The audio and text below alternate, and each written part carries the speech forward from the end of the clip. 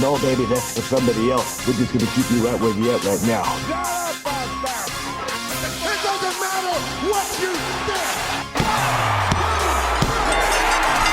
think. The Wrestling Realm presents Break It Down with Brian H. Hello, ladies and gentlemen. Welcome to this episode of Break It Down with Brian H. I'm your host, Brian H. Waters, and this week I have a very special guest. There's times, I tell you can find wrestling fans anywhere, and I just happen to find one in church. So I'm bringing on one of my church family members, the one, the only, Jamilla Scott. Jamilla, what's going on? Hello. I finally made it on here. I'm here. Well, first I thought it was funny when the first time I think I had posted about the show, and then you came to church like, Brian, you are the Wrestler Realm. I love that show. I was like, oh wow. Cause I never put two and two together. I was like, yo, this show is really dope. And then I see it and I was like, wait, And there was Dwayne every Sunday, right there, three seats in the back on the balcony. Yep, every Sunday. So, we'll talk about wrestling soon, but Jamilla, let the people know what you do in the business. Oh gosh. Well, I'm a fan first, but other than that, I help. Well, I don't want to say help because that makes it sound like, it kind of is my job, but I don't know. So I run the social media for WCF Wrestling. Be sure to follow us at WCF Wrestling on all social media platforms. And I manage all the social media pages, and then I'm also the on-screen president, which is pretty interesting, but also kind of weird. But yeah, I think that's pretty much it. But like I said, I'm a fan first. Like, for me, I have to be invested in something before I'm like, okay, I can do this. And WCF genuinely got me like invested. Like, I learned the ins and outs, all the stuff that happens behind the scenes, and it's kind of like, whoa, like this is like, it's a totally different world. Yeah, there's nothing like working in wrestling, right? Listen, it's probably one of the most interesting jobs I've done. For sure. Well, let's get right into it. We will start off. Matter of fact, I'm going to roll the top rope. Going up to the top rope. It's time for this week's Top Rope segment of the week.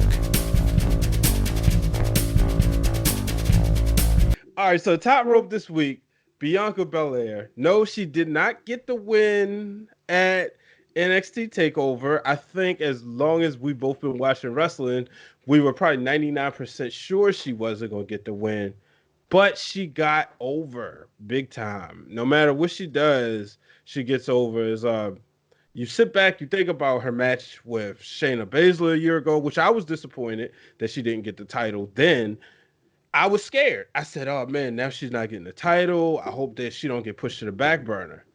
She's still going out showing she is the EST of NXT. And even though she didn't get the title from a Rhea Ripley, she's still somebody who I personally think she will be inserted into the match at WrestleMania. What do you think?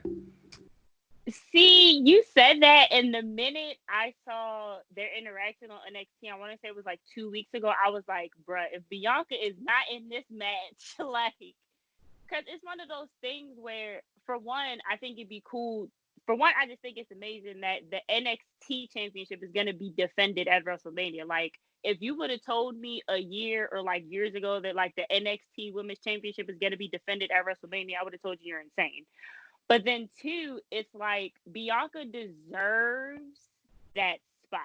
Like, I'm not saying Rhea's not talented. Like, Rhea has all the tools as well, but like Bianca deserves that spot. Survivor Series alone should have told people that like she was not a force to be reckoned with. And then her record at the Rumble this year, like, man, if Bianca don't win the title at some point, we riot. All right.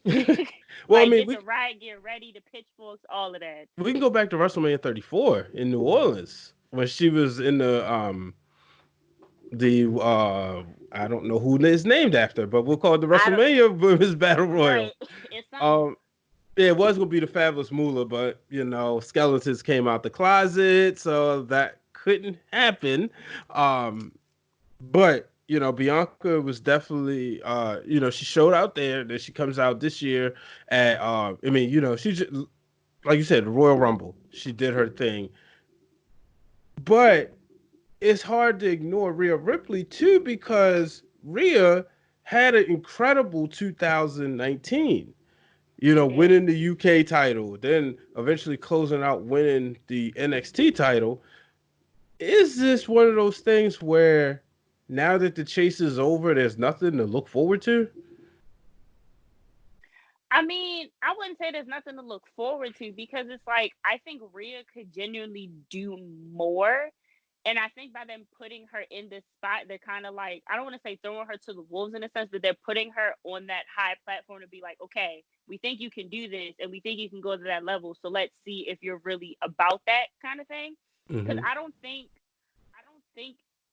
one, to put her in a match against Charlotte if they didn't think she was capable of being able to handle it. And then two, it's one of those things where if you can prove yourself here in NXT as the champion, then like imagine what you can do once you get to the main roster. Yeah. Well, and I look at Charlotte. I mean, I don't think Charlotte wins. Wouldn't be surprised if she did, but I don't think she wins. I think this is an opportunity for her to essentially create another star. And in this case, too, a match with Charlotte Flair screams volumes. She was in the main event at WrestleMania last year. She's going to be, ESPN, Fox, they all cover her on a regular basis. So then you insert this woman who comes out there and lets you know she's not afraid to embrace the fact that she's a black woman in wrestling, that she's looking to be Black history. She sprinkling her black girl magic. Now, so now you look at her in the match, and Rhea Ripley, who's from, Europe, you put them two in the match with Charlotte. Now I'm looking at it like, hey, I'm going to watch this to see Charlotte, but who's that other person? I mean, Charlotte, essentially, people talk about the many title reigns that she's had. I think all 80 of them, but she's essentially doing what her dad did. That was make new stars in town to town to town. It's just that we didn't have social media back then when you and I wasn't born during the era. But I'm sure your dad, shout out to your dad. Tell him I said hi.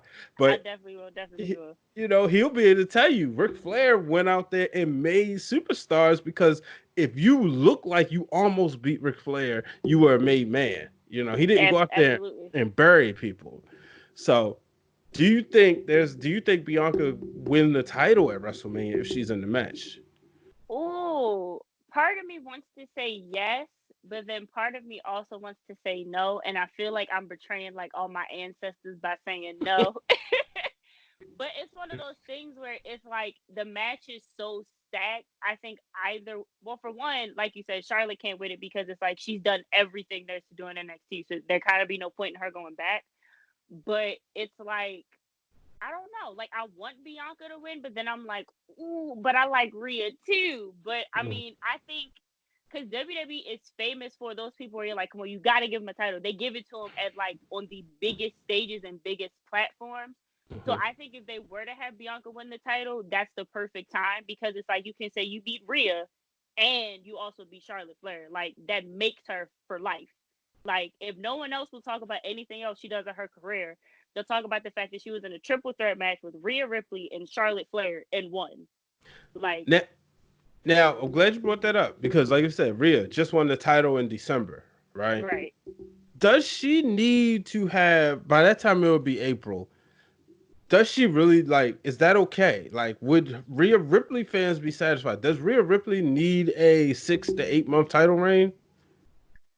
I really think she does, but it's also one of those things where NXT, I think, is trying to slowly build up their other female talent, so they need like a consistent person that everybody knows. Not to say that like Bianca isn't, but like, think about it. Everyone else that they've signed recently, the fans either don't know or they haven't seen yet, because not a lot of them follow other promotions outside of WWE. But I don't know. I think Rhea would be okay if she didn't have a long title reign. Like, I think she would still be fine regardless. Yeah, because I'm looking at it like Shayna held the title essentially forever. Asuka had the title forever, but in between those two was Ember Moon. So I think we may be on that pattern where we don't have to have such a long, lengthy reign. But then there's also the fact is that if Bianca loses, does she go to Raw the next night? more than likely she's going to be on Raw because that's where her husband is. So does she actually benefit from getting to WrestleMania but losing? I would say no, because then it's one of those things where you've been putting these title matches now 3 times and like you haven't won. So like, is it you? Like, is it the way you're being booked? Like, there's a disconnect happening here. Like, I think the fans would still be rooting for her, but I think it would be hard for her to kind of like build that star power she's built up. But then again, maybe her winning the title might take all of that away. So it's kind of like a two-edged sword. Yeah. All right, so let's move on. Let's talk about Valentine's Day. Oh. Good old Otis. We waited all few weeks for this date between him and Mandy Rose, and I love me some Mandy Rose. Who doesn't? Like, honestly, who doesn't love Mandy? But what was your thoughts when you saw Dolph Ziggler show up? Mr. Steal Your Girl, because that's what he is. He can't steal titles. He can't steal shows no more, but he can still steal your girl. girl. Things where I feel like they had such good momentum going, and then you kind of throw Dolph in, and you're like, what? It's kind of like a head scratcher, because it's like Dolph hasn't really been popping in like a minute. Like, everybody loves Dolph Ziggler, but it's one of those things where Dolph is kind of like fading to the background a little bit. So I feel like they might have put him in that spot to kind of like get people talking about him again. But it's also kind of like, we don't care about you anymore, sir. Like, go do another comedy tour. Yeah, I sat there and I watched this, and I said, you know what? I don't think that Dolph. So the angle, we camera operators. At first, she just gave him like, "What are you doing here?" Then the next angle, we saw him sitting down, and they had the guy coming to pour water. But I don't think we get necessarily the disappointment right now. Now, I ultimately think it's going to lead to Mandy breaking Otis' heart. Or who knows, maybe he'll break her heart. I doubt it happens that way, but we know that. Unless they prove us wrong.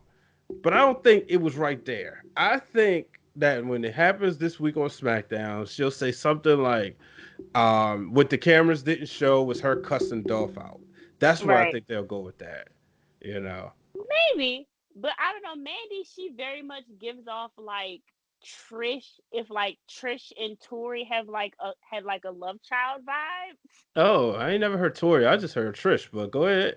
I mean, well, because like if you look at her, like if both of them came together and had a kid, I feel like they'd probably look like Mandy Rose. Like I'm just being honest. Granted, I don't know how that would be possible, but still. I mean, and it's like if you look at her, like, yeah, she's Trish, but like, I mean, I would have loved to have seen her versus Trish before Trish retired, but that's neither here nor there. Mm-hmm. But it's also one of those things where, like, Mandy, she kind of, I don't know, I really like her and Otis, so I would hate for them to like end it so soon, especially because Otis has been going hard on social media for her for like years. To the point where I'm like, wait, are y'all really together, or are you just crushing super hard, sir? Because I have questions and I need answers. I mean, think about Zack Ryder and Eve back at WrestleMania 28. Boom, the heel turn happened right there. So that's why I think that part's coming. I don't know. I'm definitely it's definitely a head scratcher, and I'm looking forward to see what happens. Yeah, I'm definitely interested to see like how that unfolds. Yeah. So let's move on. We got Elimination Chamber coming up. Women's match. Is this match pointless? We already know who's going to win. I mean, it felt like WWE jumped the shark here. You had Becky and Shayna, the vampire, which I don't like, come out there and take a bite out of crime. That one. Yeah. and she just straight up said, "I'm going to beat the out of you." And I'm just like, but y'all have an Elimination Chamber match for what?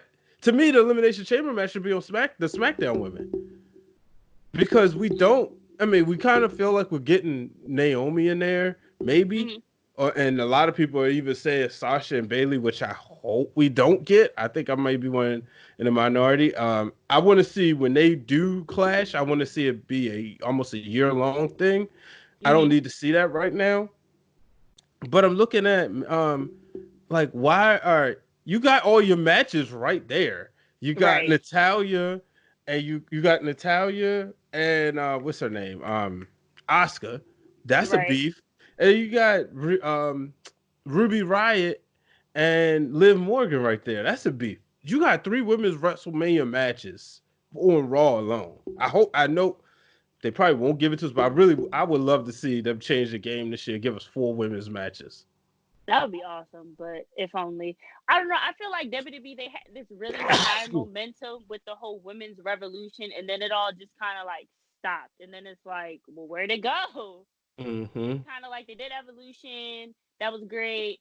Women main events at WrestleMania, woohoo. Then they introduced women's tag team championships, and then it's just kind of been like flat ever since. So I think the chance of us getting 4 women's mania matches are incredibly slim. But hey, WWE might surprise us. Like, you never know with them. But it's also one of those things with Elimination Chamber. I feel like it's kind of unnecessary because it's like y'all already started building towards Becky and Shayna. So, like, anyone with a brain and 2 pairs of eyes can see that's obviously happening at Mania. So Mm-hmm. it's like, well, I don't know. It's just kind of like, unless they're throwing some kind of surprise in there that, like, no one's expecting, that's the only way I can see it working. But other than that, I don't think anyone's really going to be, like, pressed to see it because everyone already knows it's going to be Becky and Shayna. Yeah. Yeah, I definitely agree with that one. So let's move on real quick. Let's go to AEW. So tonight we record on Wednesday, right after the show. Mm-hmm. We saw Nyla Rose come out there and pretty much state she's not losing the title. How you feel about Nyla Rose, AEW Women's Champion? Did they take too long? And Absolutely. you thought she should have been the first champion? I think so because, like, if you look at it, like, all the momentum was in her favor, and I was there for their first show, like the first Dynamite Yeah, show, which was fun. yeah, And me too. like I think at first a lot of people were like, "Yeah, it's gonna be Nyla," and then like the longer the match went on, people were like, "Okay, Riho's not too bad." Like, all right. And then when she won, I think everyone was kind of like, "Wait, what? Like, did she just?" And then it's like they kept putting Riho up against these people, and I hate the fact that people oversell for this girl because she's like 98 pounds. Like, that irks my soul. Like, every time people stomp her, they're like, "Oh, all this overselling." I'm like, y'all know that did not hurt. Like, come on now. Like, let's be real. But I think with Nyla, I actually just got to meet her this Saturday, which was super cool. But that's either here or Okay. there. She was really nice. She's also really humble. Like, she was at a wrestling show, and like she was probably the most chill person. Like, she sat in the back, didn't really want to bother anybody. Like, if someone came up for pictures, she was like, "Okay, yeah, sure, cool." But like, she was just really there to like enjoy the show. But I think AEW took way too long with her. I feel like I'm getting super off topic here. I'm so sorry. No, no, you good, you good. What show did Yeah, you go to again? it was called PAWDC Push A Champion is Crowned. That is a really long name. But it was a tournament done by Fight Club Pro Wrestling where they were introducing this new championship. I can't think of what the whole full name was because it was a lot, but it was called PAWDC. The championship is Was beautiful. that the Pan African one? Yes, that's what it was. The green one? Yep, that's Yeah. so pretty, so pretty. And what I liked about that tournament was that like it really highlighted a lot of black wrestlers, and I feel like especially in today's culture, we don't Mm. see a lot of that. Like, we don't like highlight like us enough. Like, they don't highlight transgender. Case in point, Nyla Rose. They don't highlight enough female black wrestlers or males, and it's like it shows you there are so many diverse characters and people and styles, and it all just like worked. But Who won the championship? her name is Trish Adora. Oh yeah, that's right, Trish. Trish Adora Yep, won it. Okay. yep. I personally hadn't heard of her until the tournament, but like by the end of the night, I was super impressed. I was like, "Ooh, baby girl!" Yeah, Like, she's really good. She's been featured on Wrestling for the Culture a few times, and yeah, I've seen her train. I didn't really get a chance to really talk to her no more than, "Hey, how you doing?" at the right. MCW school. Yeah, she's really nice, super humble. Like, everyone's coming up congratulating. She's like, "Oh, thank you. You want a picture?" And I'm like, like, why not? But Yeah. I think with AEW, I think it took way too long with Nyla. I think she should have been champion at first, Mm-hmm. but I don't book there. I just watch. you know. But I also think with Nyla, like, honestly, who's really going to be able to stand up to her? Like, honestly. Like, look at Nyla and then look at the rest of the women's roster. Yeah. The only person that can come close would probably be Awesome Kong. But we don't know when we're going to see that because Awesome Kong, I think, is filming Glow right now. So that's the dream match, you know. And I know she's like absolutely. a trainer. But yeah, that's the dream match for me. I want to talk about AEW. I'm glad you brought that up. Because you brought up something. We talked about booking, and this has been my pet peeve with them. Mm-hmm. I love wrestling. I'm a wrestler fan. So I'm going to look for other promotions. And, you know, I've always get called a WWE mark. So what? You know? No, it's I just... place no judgment. You know, and allow me to have an angry rant while I got company. Hey, go ahead, bro. Go ahead. Here's the thing, sis.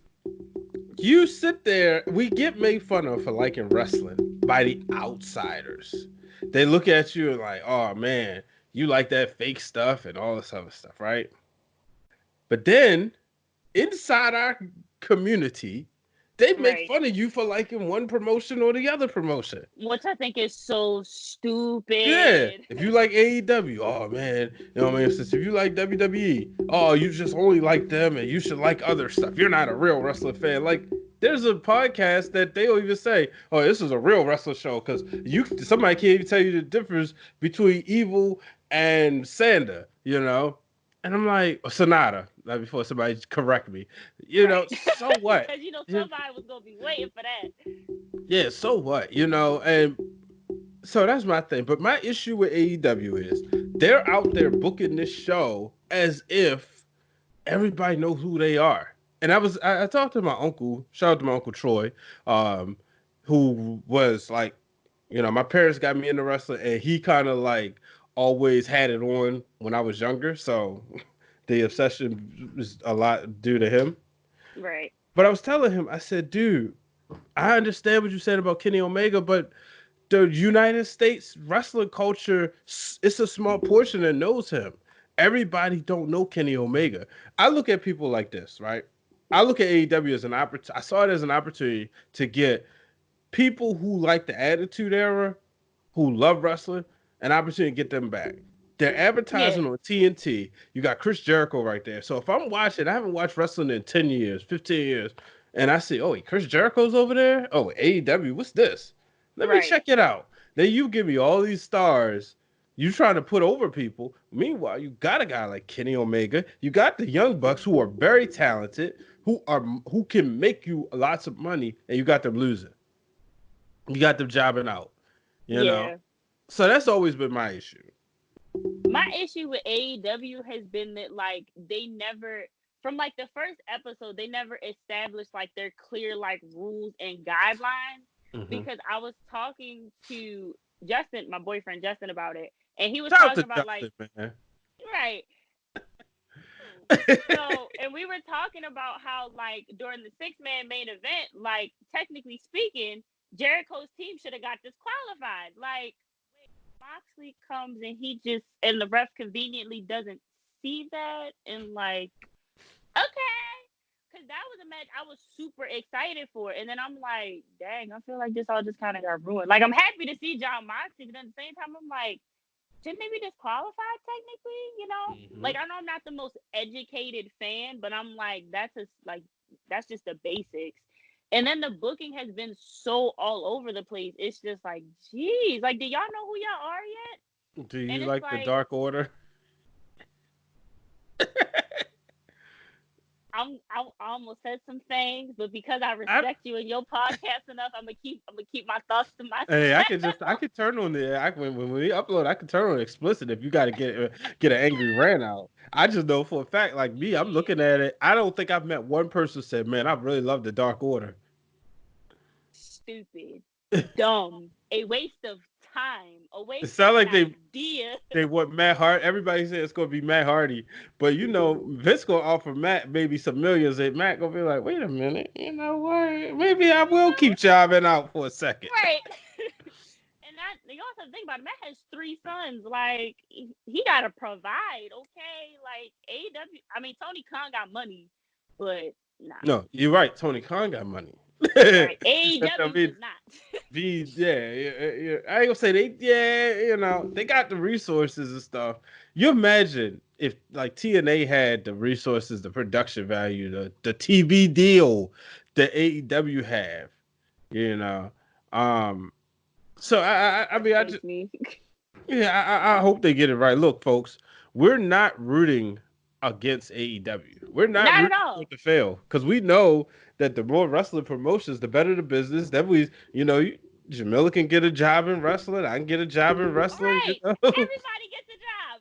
Yep. We all, the more people eat, but it's just some things like, man, come on now. I think from one, they have to figure out like who they want to be, because I think they're so focused on trying to compete with NXT that they're kind of like losing sight of the whole reason why people were excited about them in the first place. Like, I watched their press conference before, I think it was before their press conference in Vegas. Can't remember what show it was before, but the press conference they had in Vegas, and I was genuinely excited because like, this is something new. It's different, like, and it's something like a lot of wrestling fans have been wanting, like someplace that like isn't so like cookie cutter. Oh, we're gonna follow these rules, but at the same time, like, you have to have some sort of structure. Like, you just can't be like, yeah, we're gonna do it all, and then like you don't set any guidelines. Like, it's kind of backwards. Yeah, but let's move on back. Let's go back to Raw. Randy Orton, Edge, Matt Hardy. First of all, if you would have told me in 2005 that Edge and Matt Hardy would have a common enemy, and Matt Hardy would be coming to rescue Edge and speak up for Edge, there's no way I would have believed you. I would have told you was a liar. Okay, liar. Now I have to say though, like, listening when Edge and Christian had that podcast and they had the Hardy Boys on there, I thought that was really cool. I was like, you know what? It's really cool. This beef is squashed. Never thought it would happen, but it is. Did. I mean, Matt was going to kill him, and then Edge really knocked him out. Right, But now, we got Randy Orton in the mix, and I mean, to me, I love heel Randy Orton. Face Randy Orton bores me. He ain't John Cena. That's funny because, like, for the longest time, you couldn't stand Randy. So, like, this is amazing. yeah, I couldn't because he was boring, But when he's a heel, I mean, he's sadistic. He's the Viper. It just reminds me of when. Right after when it was him and Triple H, and he was beating up the McMahons and giving everybody RKOs. Feud was gold. It was, but it fell flat at WrestleMania because once again Triple H has to go last, and we know what happens when he's in the main event when he can't carry somebody, when he has to do the carrying.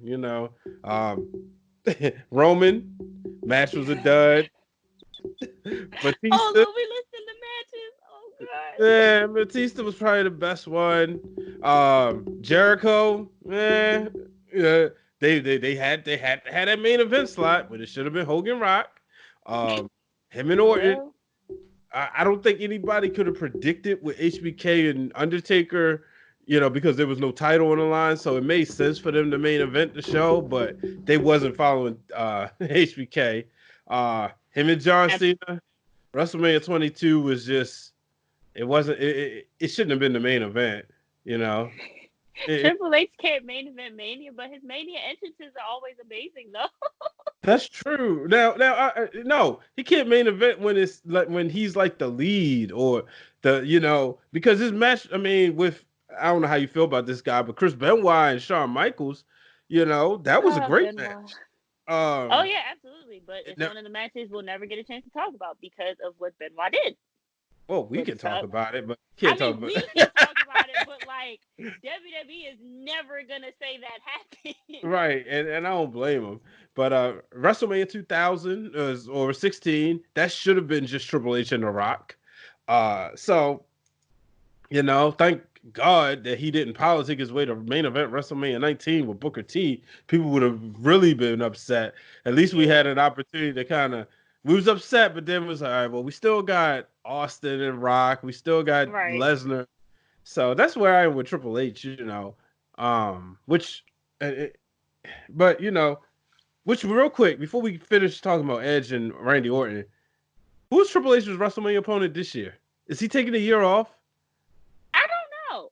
I mean, I kind of feel like who can he feud with? Like, he's done Batista, him and Seth. So it's like, who's really left, per se? Not unless they try and, like, scramble something together because they don't have something for someone to do. But, like, I don't know. I'd have to really think on that to see, like, only person. By now, or we'd be able to kind of call it by now. Right. You know what? You know who actually wouldn't be a bad idea? Who? King Corbin. Do like I'm the real king of kings. You're not kind of angle, maybe. I don't know. I didn't think about it. It could work, I think. Maybe. I mean, that means, you know what though? You may be onto something because see, Triple H goes back and forth. He was a face last year. Yeah, true. And he hasn't really been on TV, so it would make sense for him and Corbin because who's Corbin gonna face? God knows. We hope it's not Roman again. Please, God, no. So yeah, that's a good point. Yeah, fans, what do you think? Let us know who is Triple H's WrestleMania opponent this year. Right, or is Triple H being like, "Nah, I'm too old for this. I'm done." If anything, it's just a year off, and he gonna wait for The Rock. Yep. That's the match I want to see. Just don't do it in Tampa because I ain't gonna be there, and don't do it in LA either because I ain't gonna be there. They booked it on my wife's birthday, March 28th, 2021. So I've already, the trip's not happening. Well, count me out of that one. Yep. But Randy Orton, Edge, I'm excited about this one. If anybody I want to see Edge in the ring with, because I was super excited to see him come back. I was like, wow, one of my favorite wrestlers of all time. Tears, okay, legitimate tears. Well, I couldn't process it, to be honest with you. I mean, we had just lost Kobe that day. Yeah, true. So I was like numb, and I think everyone was. The Royal Rumble was one of those things though where wrestling was therapy, where it helped us, For sure. So, yeah, but I can definitely see like Randy and Edge just completely, just like all the childhood nostalgia, just like bring it on back. Because honestly, when Edge retired, I remember that episode of Raw so vividly because of course they made such a tear because he was like, if I keep wrestling, I'll never go walk again. And I'm like, I want you to be able to walk, but like, can't you stay? Like, stay. Don't leave me. Now, we go back to that though. Go back to that WrestleMania the night before. Were you surprised that he retained the title against Del Rio? I was because if you would have told me that the night after he'd retire, I'd be like, well, then why'd y'all have him win? But I guess to kind of send him out on like one last hurrah. But I was still kind of like, okay. Let's see, I was thinking because I just knew Del Rio was going to get the title. And and at the time I was not sold on him. I was like, who's this guy? Y'all just pushed him to the moon. Right. And then Edge wins. I was like, oh, shoot, he won. Okay, and then the next day he retires. I was like, oh, that's why he won. I guess because they wanted to hit the reset button the right way rather than give Del Rio the title and then have Christian come back and avenge. But, so that whole thing was interesting. It was, for sure. It's just, that really speaks, though, to the advancements of, like, medicine, since, we both work at Hopkins, plug. Like, that just speaks to the advances in medicine, because, like, Edge, for 11 years, basically got told he's never going to wrestle again. And then, like, 2020, here he is wrestling again. And case in point for Daniel Bryan, too. Like, it's crazy. Daniel was one that was like, and my friends was like, man, you always believed. I said, I just had this gut feeling it wasn't over yet. Now, what sucks is that when he won the title on SmackDown, I fell asleep that episode and then woke up 10 minutes afterwards, and I was so mad. I was like, I don't even feel like doing a show. I'm mad I fell asleep. And everybody was like, they was wondering like why I wasn't going crazy on social media. I was like, and you were like, because I missed the moment, But, let's move on to Monday Night Raw. Oh, we stay with Raw. Seth Rollins, Kevin Owens. I just need Seth Rollins to stop buying his jackets to stop getting his jackets out of his gay uncle's closet. Thank you. And then before that, I need him to stop trying to rob Finn Balor. Thank you very much. Oh. I usually like heel Seth Rollins. I can't stand this Monday Night Messiah crap. It's like, look, I know he's a devil worshiper or atheist more so, but it's like, come on, man, don't insult us. You know? Yeah, it's like we ain't done nothing. Like Christians have done nothing to you. Yeah, so I wonder how Roman Reigns feel about that. I do too, because he is a big Christian. I wonder how. Not even Roman. I wonder how AJ feels, because AJ's a big Christian. Like, does not hide it at all. Right. Like so I'm just like, ooh, that's got to create some tension in the locker room. Yeah. So that's the thing, but him and Kevin Owens, it look like we're gonna probably get that matchup at Mania, which that's a Mania match to me. For sure. And that's the thing I like about WrestleMania is having these matches that don't always have to be for the title. And I'm not a guy who says a person doesn't need a championship, because I hate that, honestly. Or they don't need the championship. They're over. No, the championship is about being the best in the company. If this person's over, then they want to be the best in the company. But when you don't have these guys having titles, but you got these personal feuds, and Kevin Owens and Seth Rollins are good friends. So, anytime, most of the time in those situations, it's going to be a good match. Absolutely. So, but how do you feel about it? Like, how do you feel about Kevin Owens? First of all, love Kevin Owens. Like Kevin, it took a while for him to grow on me at first, because I remember when he first debuted coming out and like challenging John Cena. I wasn't watching NXT at the time. I was like, who does dude think he is? Like coming up against, like good old, Superman Uncle John. Like, who are you? Uncle John. Like, watch like some older NXT stuff, and I was like, oh, I actually really like this guy. Oh, you didn't go to the Ring of Honor when they was doing their shows here in 2012. Ooh, I didn't go to a Ring of Honor show until 2016. Oh man, you missed out. That height with him and Jim Cornette. So I've heard, and I'm so mad I wasn't watching it then, because I'm like, man, I love Corny. Like, but Kevin, it took a while for him to grow on me, but once he did, I was like, that's my guy. Oh, okay. But I think him and Seth's match is gonna be great, because, like you said, they're personal friends, and I feel like wrestlers who are friends outside of the company, they always tend to put on better matches than someone who like they don't know, or something. It's like, hey, we're doing this story together, so let's make it work.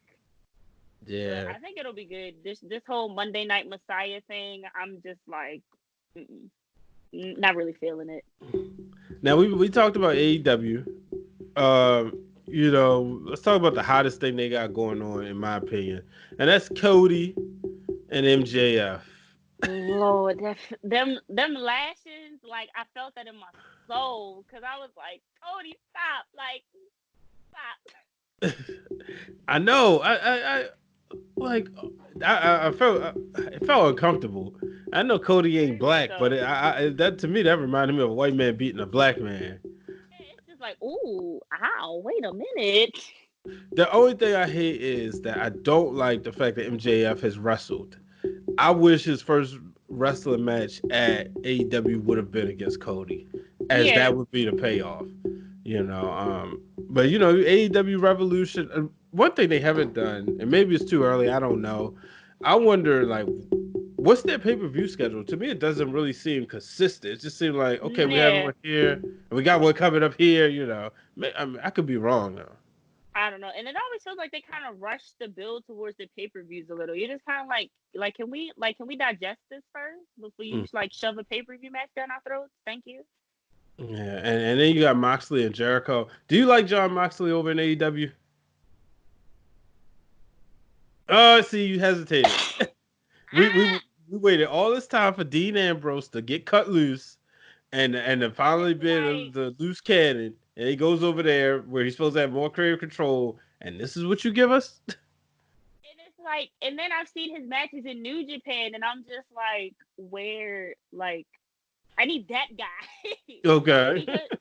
Because I think a lot of people forget that, like, even though Moxley was known for doing crazy hardcore matches, like, he's still a good wrestler. Mm-hmm. So it's like, I just feel like AEW, like, hyped us up because he came on, attack hit him, like, oh, yes, like, give me this. And then, like, it just kind of fell flat. Now I understand, like, Moxley got sick, which, okay, fine, that kind of threw off the whole momentum they had. But then I feel like AEW was kind of slow to, like, pick the ball back up again. And then Kenny doing the whole, like, barbed wire broomsticks. Still don't get that, but that's neither here nor there. Oh, Kenny. Whatever. Yeah, Kenny's just been breaking my heart. Like, just him and Hangman continues to break my Page. heart. Like, and it's like Hangman, but I just feel like they put him in this position to shine, and then, like, they just kind of, like, just let him fall by the wayside, which frustrates me because Hangman is so talented. Like, I just don't get it. Yeah. I don't understand AEW. Like, I'm trying to, give them the benefit of the doubt, but there are times where I sit back and I'm like, y'all press conference was a lie. All of it was a lie. Like, y'all promised us best tag teams, and there are barely any tag teams. Y'all promised us more inclusivity, and it's like nothing. Like, I'm glad you brought that up, inclusivity, because you got Scorpio Sky and Sunny Kiss. Those are only two black wrestlers. Am I missing anybody? Male wrestlers. Oh, Private Party. Oh yeah, Private Party. I think that's it. Yeah, and I know Cody said on a call, he was doing an interview, and he said that, that they're looking to get more people. They want AEW to look like the country, to have a diverse group of people. And they mentioned Chris Bay's name, who then goes and signs with Impact Wrestling, which by all means I hope it does well for him.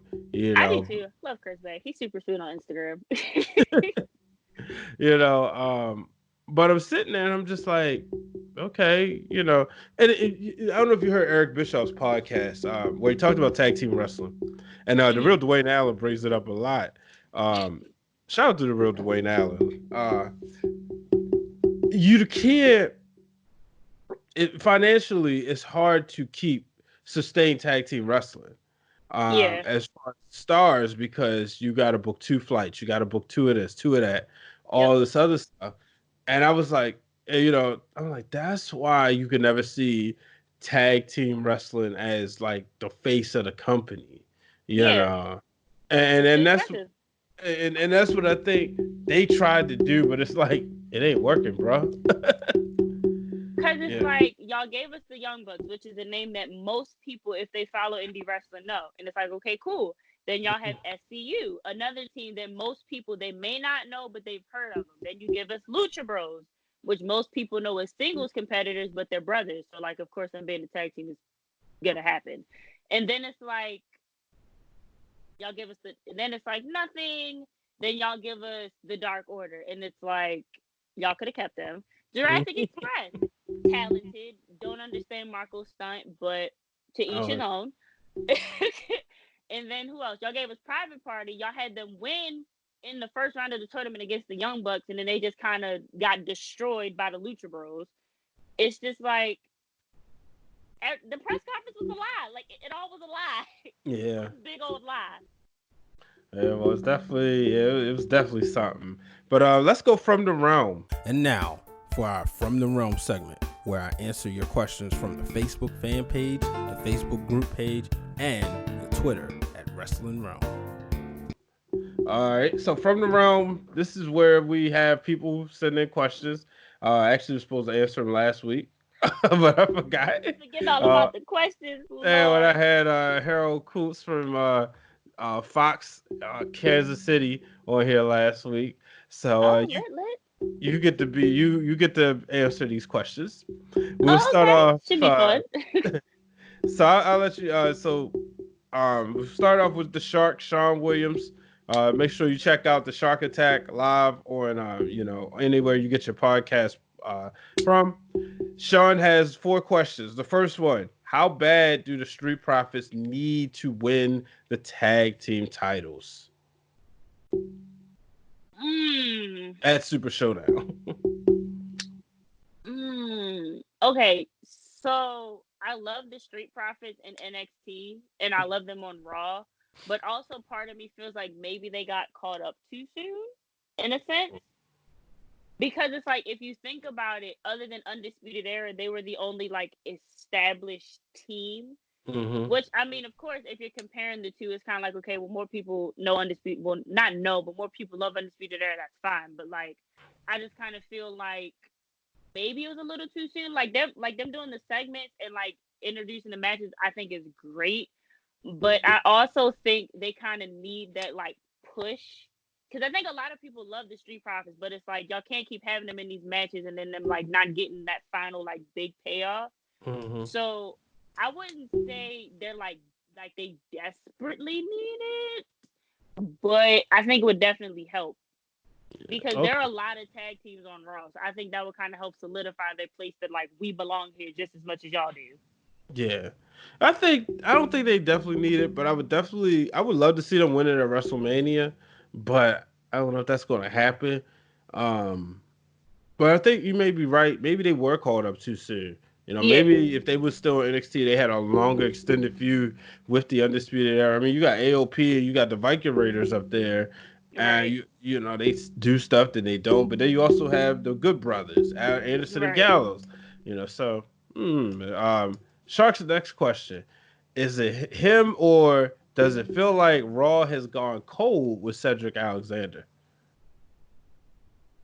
Yeah, because Cedric was like hot on 205 from when he won the championship, and then like they called him up, and then Cedric just like you're kind of like every time I see him, I'm like, oh, you still work here? That's good. And then it's like, dang, you're so talented. Like, why aren't they using you enough? I feel like that we never really got to see his full personality, and I think that's what's hurting him. The wrestling's there, but I feel like he's been downgraded to a utility player, where it's like, okay, you know, kind of like Kofi Kingston was. We know you can put on a good match. We'll get you in this. Apollo Crews is in that boat. It looks like they're putting Ali in that boat.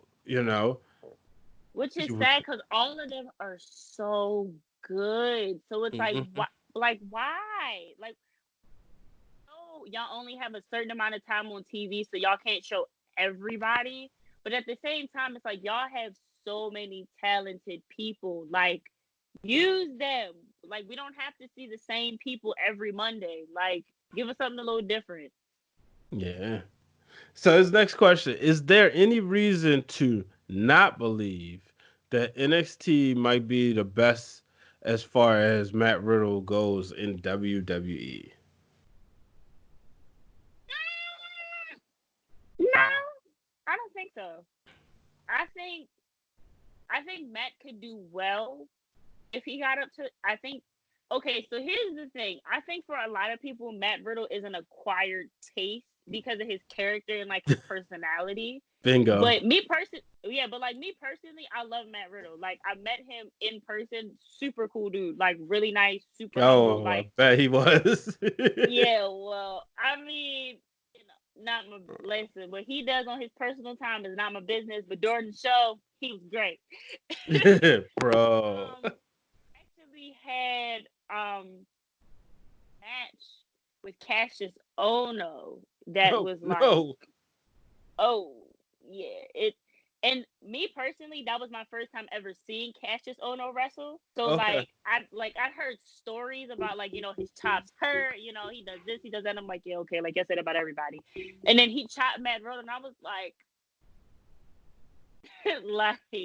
oh. But I think Matt Riddle could definitely go farther than NXT. But I think it would take a lot because a lot of people, for one reason or another, don't like him, don't agree with his character, whatever. But I think he could definitely go past NXT, though. Like, I don't think that has to be where his career ends. Yeah, me too. Matt Riddle, at first I didn't really care for him. But then the more I see it, I feel like he's going to be that type of person. You give him anything, he'll make it gold. Yeah. But he's, like you said, best, acquired taste. And I think I just want to see him put on boots. Stop wrestling bare feet. Listen, I understand the character, but I'm just like, sir, foot infections are real. Like, wear some shoes. Exactly. At least, like, or it's like if you don't want to put a foot on shoes, put some socks on. That's cool too. Mm-hmm. And Shark's last question is: should Tyler Breeze get a run with the NXT Cruiserweight Championship? I could see it. I'd actually love for him to see him like glam out the belt. I think that'd be cool. But I mean, like that. yeah, kind of like how Naomi did with the Women's Championship and the glow. I think it would be cool to see Tyler put like feathers, maybe dazzle it a little bit. Put like a little mini selfie cam in there. I don't know how they would do that, but I think that'd be like, kind of. Yeah, I think Tyler has worked hard. He's definitely been paying his dues, and I think he's definitely overdue for a championship. Like it don't have to be the NXT championship, but he deserves some kind of spotlight and recognition. I thought that when he came up to the main roster, I was like, all right, we're gonna do the Tyler and Dolph thing because they look alike. Now what? And that's what I think happened. I thought, some people just work better in small arenas. You look at Emma, when she was doing that thing with her hands, it worked better in NXT. The Vaudevillains, I ain't like them at all, but it was just better for NXT. So I like Aiden English to really do without Simon Gotch, but right. All right, so our next question is our last question. This comes from Byron Dixon. Byron is, of course, with the Flex Zone, so make sure you check out their show each and every Monday on Facebook Live and now available on Apple Podcasts. He says John Cena is returning to the WWE and will be on SmackDown the 28th, which is the day after Super Showdown, and is likely to set up his Mania match. Who will he face? Ooh. That's a good one. I'm gonna have to think on this one. Because I would have to think like, who could John Cena face that he hasn't faced already, and it would be because we all know John Cena can give you a great match, but it's just a question of like who. Right. I don't want to see him face the Fiend. No. Because we already know. Oh, there it is, Baron Corbin. But that could work. But like, I kind of want to see Baron versus Triple H though. Like now that I talked it up, I'm like, yeah, now you talked it up. I want to see that. Like, who can he face? Like, yeah, I think that we haven't seen before. Mm-hmm. Or, no, Finn wouldn't work. Keith Lee. Ooh, Keith Lee would be a good one. John Cena, or North America title. Or you know who you could do? Huh? Dijakovic. Oh, John Cena and Dijakovic. I don't know. I just think that would be interesting to see because we all know John Cena is all about NXT. So or maybe him versus Adam Cole. Oh my gosh, that would be. Listen, WrestleMania would probably sell out in minutes if they did John Cena versus Adam Cole. Okay. I don't know if it's gonna sell out. Well, not sell out, but probably. But it would be like, I'm here for this match and this match only. I'll tell you, I do John Cena, Daniel Bryan. Oh, that'd be good. You can make that so personal. Coming back to they could. And, like, you were supposed to be my brother. Well, Nikki didn't want me. That's just kind of like when leading up to Evolution and Nikki, who is Nikki facing? I can't even remember. Ronda Rousey. Yeah, and Ronda was hitting her with them jabs, and I was like, ooh, sis, she ain't even talking to me, but like my feelings are hurt for you, like damn. And then when she talked about on Tola Bella, it's like, that really hurt my feelings, and I'm like, wait, nobody tell you to be so stupid, like, duh. Yeah. Duh. Well, it just irks me because, like, if she was still with John Cena, she would have been set for life. She all right, that's she wants children. She got a baby. She gonna get married. So I guess John didn't want children, and it's probably best that he didn't compromise.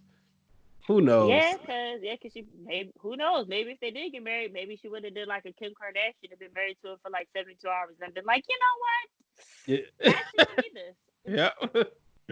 Well, let's get ready to wrap the show up. Shout out to Shaun and Byron for sending in their questions this week. Jamilla, appreciate you coming on. Let the people know where they can find you. Oh gosh, I'm everywhere. But follow me on Instagram and Twitter. It's Milla_J with 2 Y's. And then Facebook, just me name, Jamilla Scott. Snapchat don't really use, so don't add me on there because I never check it. But Instagram, Twitter, Facebook, I'm pretty basic. Just find me on there. Unless, you work in the wrestling business and you want to find me a job. I'm also on LinkedIn, you can put me on there too. But that's it. Well, I definitely appreciate you coming on for the first Thanks time for because having me. it definitely will not be your last. We're gonna get you back on here soon. For sure. I will always accept an invitation. Yeah, so ladies and gentlemen, make sure you follow Jamilla and make sure you are subscribed to the Wrestling Realm. Make sure if you haven't done so, hit the bell notification on YouTube so that you can probably get gonna be like show. Here somewhere or like here. Yeah. But yeah, press that. Yeah. That way you will be getting notification every time the show drops. And then if you're listening, make sure you drop us a 5-star rating in Apple Podcasts. Follow us on Spotify and Apple. Subscribe each and everywhere. Until the next time, folks, I'm Brian H. Waters. Forever 824. So long, everybody. Thank you for tuning in to this week's episode of Break It Down with Brian H. Hit the subscribe button and turn on the bell so you get notified every time the Wrestling Realm posts new content.